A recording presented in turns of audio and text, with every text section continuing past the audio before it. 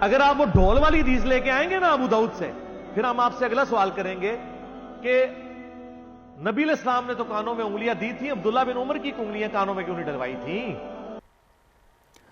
بانسری ابو داؤد 4924 پر ڈھول والی حدیث نہیں دستیاب ہوئی، بانسری والی حدیث ضرور ہے۔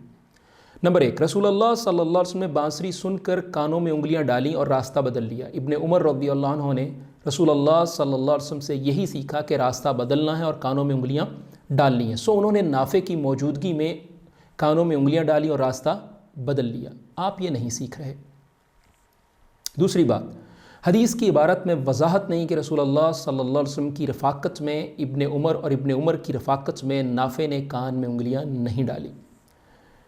تیسری بات، اگر بالفرض یہ ثابت ہو جائے تو ایک جواب یہ بھی دیا جاتا ہے کہ ممکنہ طور پر ابن عمر رضی اللہ عنہ اور نافع کی کم عمری کے پیش نظر یہ رعایت دی گئی ہو جیسے سورۃ النور آیت 31 میں پردے کے احکامات ذکر کرتے ہوئے بچوں کو استثناء دیا، او الطفل الذین لم یظہروا علی عورات النساء۔